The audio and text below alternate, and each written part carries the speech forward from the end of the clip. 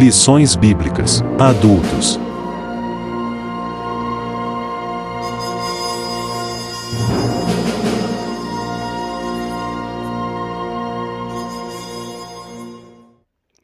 A paz do Senhor, meus irmãos, chegamos à lição de número 3, que será estudada presencialmente no dia 21 de julho de 2024. Nós temos o tema Ruth e Noemi entrelaçadas pelo amor. O texto áureo nos diz que disse, porém, Ruth, não me instes para que te deixe e me afaste de ti, porque aonde quer que tu fores, irei eu. Onde quer que pousares à noite, ali pousarei eu. O teu povo é o meu povo, o teu Deus é o meu Deus. Ruth, capítulo 1 e versículo 16. A verdade prática nos fala que amar uns aos outros sem nada exigir em troca evidencia que Deus está em nós e nos une em relacionamentos fortes e duradouros. A lição tem como leitura bíblica em classe Ruth, no capítulo 1, versículo 6 ao versículo 8, e do versículo 14 ao versículo 19, no qual você pode estar fazendo a leitura em casa. Temos alguns objetivos a cumprir nesta lição, no qual o comentarista nos diz aqui que nós devemos apresentar a proposta de Noemi. O segundo objetivo, abordar a convicção amorosa de Ruth em relação à sua sogra. E o terceiro, refletir a respeito da convicção de Ruth. O teu Deus é o meu Deus. Então, no primeiro ponto, a proposta de Noemi, uma crise em família. Todos sabem que a história de Ruth, ela se inicia com uma grande crise em família. Noemi, ela se torna viúva e também perde 2 filhos. Infelizmente, essa mulher vai 3 vezes ao cemitério sepultar pessoas muito próximas, né? Pessoas nos quais ela amava muito. Então, essa circunstância da vida pode nos acometer a qualquer momento e qualquer um de nós podemos passar por circunstâncias dolorosas. A vida tornou-se amarga para Noemi, conforme ela relata em Ruth, no capítulo 1 e versículo 20. E aí eu chamo a atenção aos irmãos que Ruth, ela tem um grande prejuízo, não só familiar, porque os irmãos há de convir que é uma dor muito grande para quem sepulta um marido e filhos também, mas ela também tem um prejuízo espiritual muito grande. Observe que no primeiro capítulo de Ruth, no versículo 20, há algo bem interessante para nós meditarmos, porque diz, porém ela lhes dizia, não me chamem de Noemi, mas de Mara, porque o Todo-Poderoso me deu muita amargura. Então eu entendo que Noemi tem um prejuízo espiritual muito grande aqui, pois é como se ela olhasse para o Senhor e dissesse, o Senhor me deu muita amargura. Muitas pessoas, ao terem uma dor muito grande, se perguntam e se questionam por que Deus, o Senhor fez isso comigo. É uma indagação, e eu aqui não quero entrar no mérito dessa indagação, mas eu quero chamar a atenção que ela, por aquele momento, tinha um prejuízo espiritual, porque ela indagava por que Deus pesou a mão sobre mim. Me chama a atenção também que ela conseguiu tirar força das fraquezas, porque todos nós podemos passar por dias maus. Eclesiastes, no capítulo 7 e no versículo 14, nos fala algo sobre isso. Acompanhe na sua Bíblia, Eclesiastes, capítulo 7, versículo 14, que nos diz que no dia da prosperidade seja feliz, mas no dia da adversidade, considere que Deus fez tanto esse como aquele. Nós podemos passar por momentos difíceis, por momentos ruins, e nós devemos tirar força, mesmo de onde não tem, mas nós devemos entender que tudo está no controle de Deus. Ele fez o dia bom e fez também o dia mau. É necessário que nós venhamos a entender essas coisas. O próprio Mestre, o Senhor Jesus, disse que no mundo nós teríamos aflições. Então, os problemas da vida, Provérbios 24 e versículo 10, são reais.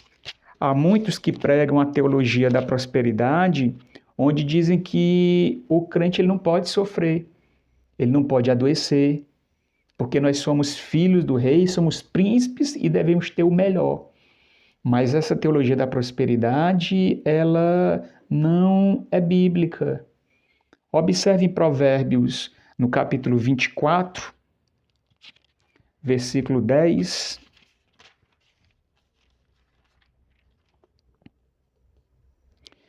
Se você se mostra fraco no dia da angústia, é porque sua força é pequena. Ou seja, nós temos o dia da angústia. Infelizmente, todos nós passaremos por um dia de luto. Infelizmente, nós um dia iremos sepultar algum dos nossos parentes. Infelizmente, um dia nós iremos adoecer. Isso é um dia mau e nós devemos tirar força, pedir que o Espírito Santo nos fortaleça no dia mau. Me chama a atenção também, na lição no ponto 3, porque fala sem manipulação emocional. Pede para que as suas noras voltem para as suas casas, porque ela não poderia mais oferecer nada. Ainda que ela se casasse hoje e tivesse filhos, demoraria muito para que eles crescessem e elas pudessem se casar. Então, aqui ela não se vitimiza, ela não usa um problema dela para dizer para suas noras, não, fiquem comigo, me ajudem, não me abandonem, não me deixem só, porque eu preciso de vocês. Ela, no momento nenhum, se vitimizou. Observe que as pessoas sadias, em Provérbios 20, no versículo 11, agem desta maneira. Provérbios 20, no versículo 11, diz que até a criança se dá a conhecer pelas suas ações, se o que faz é puro e reto. Ou seja, até uma criança, ela age emocionalmente. Quando ela quer alguma coisa do pai, ela chega com aquele carinho, ela sabe chegar, ela sabe trabalhar emocionalmente para que o pai diga um sim para ela. É interessante que todos nós, em algum momento, buscamos nos vitimizar em alguma situação para tirar proveito. E este caso de Noemi é um caso que nos ensina a sermos fortes e corajosos. No ponto 2 da revista, vai tratar sobre a convicção amorosa de Ruth. Uma amizade provada e aprovada. Infelizmente, vivemos tempos em que, quando se falamos de amizade, é triste, porque as amizades hoje são muito vulneráveis. Muitas das amizades atuais estão com interesse de alguma coisa. E você observa o caráter de uma pessoa quando ele trata alguém que não pode lhe oferecer nada em troca e ele trata bem. Porque, infelizmente, muitos só tratam bem aquele que pode lhe oferecer algo em troca. Observe que Ruth, ela se apegou a Noemi. Ruth, no capítulo 1 e versículo 14, houve ali um afeto muito grande. E Ruth, ela se apegou no intuito de ajudar também Noemi, no intuito de não abandoná-la, no intuito de estar juntos. Ela tinha uma convicção amorosa muito forte, no capítulo 1, versículo 16, e uma firmeza e um altruísmo que serve de exemplo até hoje para nós. As crises, elas revelam as amizades verdadeiras. São nas adversidades que nós vamos ver quem são os nossos amigos, quem estão realmente conosco. Observe que companheirismo e comprometimento em Ruth no capítulo 1, 17 era uma marca deste relato. Ruth capítulo 1 e versículo 17. Nos diz o seguinte: onde quer que você morrer, morrerei eu, e aí serei sepultada. Que o Senhor me castigue se outra coisa que não seja a morte me separar de você. Era uma característica altruísta aqui de Ruth. Eu chamo a atenção aos irmãos que em Eclesiastes, no capítulo 7, versículo 2, diz que é melhor ir numa casa onde há luto. É bem complexo de entender isso, porque quem de nós gostaríamos de ir numa casa onde há luto? Mas a Bíblia nos mostra que onde se tem um luto, está ali as verdadeiras pessoas. E naquele momento do luto é que onde pensamos nas coisas mais importantes da vida, é onde refletimos sobre o fim das coisas. Numa casa que tem festa, muitas pessoas falsas estarão ao teu redor. Me chama a atenção também, e é interessante que o livro nos mostra um amor prático, porque nós ouvimos se falar muito sobre o amor, mas viver o amor na prática é o que nos mostra o livro de Ruth, quando diz que ela trabalhava com um trabalho humilde e penoso, onde ela ia ali atrás de espigas, e segundo a lei que consta em Deuteronômio, as vinhas da época, digamos assim, os fazendeiros da época, né, os plantadores da época, eles deixavam que as espigas caíssem na beira da estrada para que as pessoas mais necessitadas fossem colher para poder se alimentar. Boaz fez isso e Ruth, quando colhia, era interessante que ela levava para sua sogra. Observe capítulo 2 de Ruth, no versículo 17 e 18. Ruth, capítulo 2. Ruth, capítulo 2. Versículo 17 e 18. E assim Ruth esteve apanhando espigas naquele campo até de tarde. Depois debulhou o que havia apanhado, e foi quase 20 litros de cevada. Ela pegou o cereal e voltou para a cidade, e a sogra viu o quanto de cereal ela havia conseguido apanhar. Ruth deu para a sogra a comida que lhe havia sobrado, depois que ela comeu até ficar satisfeita. Então Noemi perguntou: onde você foi colher hoje? Onde trabalhou? Bendito seja aquele que acolheu você com tanta generosidade. Era um amor na prática. É muito comum nós ouvirmos piadas pejorativas quando se fala de sogra. Dizem que sogra é bom quando está longe. É essa a piada que se diz, né? Mas aqui há um ensinamento para as nossas vidas, que nós devemos amar, que nós devemos amparar, que nós devemos cuidar, porque a sogra é a mãe de nossas esposas. Então, feliz aquele que tem um relacionamento bom com seu sogro e com a sua sogra.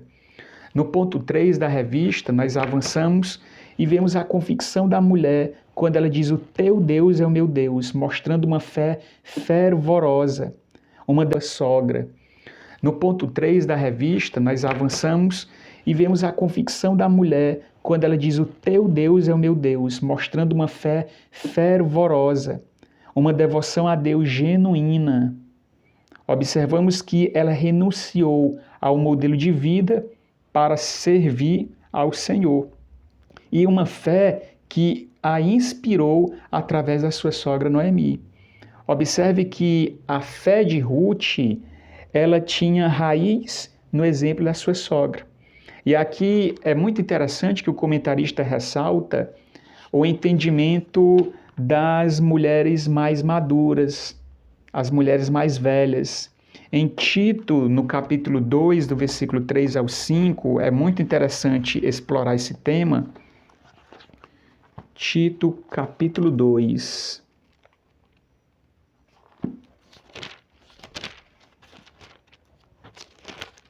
Tito, capítulo 2, 3 ao 5.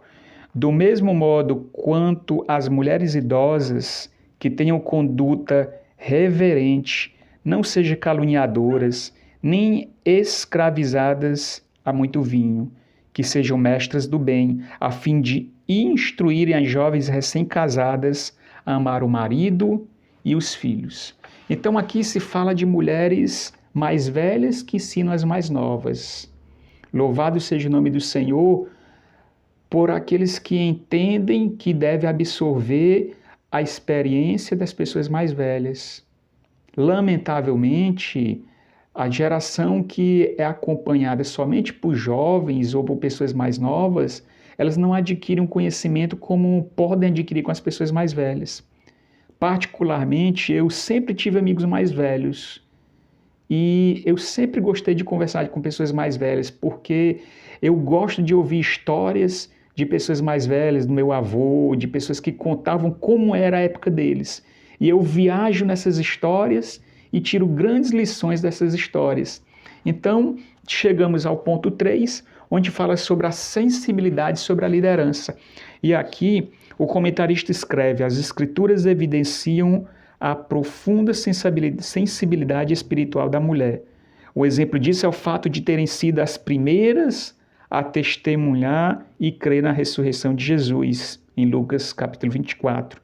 E é de grande valor quando esse extraordinário potencial feminino é reconhecido e floresce sobre uma liderança séria que orienta o trabalho da mulher, evitando que ela seja explorada em sua fé. Então, assim, nós fechamos o comentário da lição número 3, ficando aqui o meu convite para que nós possamos estar juntos no domingo às 8h30, estudando as lições bíblicas da CPAD. Que o Senhor te abençoe e te guarde, em nome de Jesus Cristo. Amém.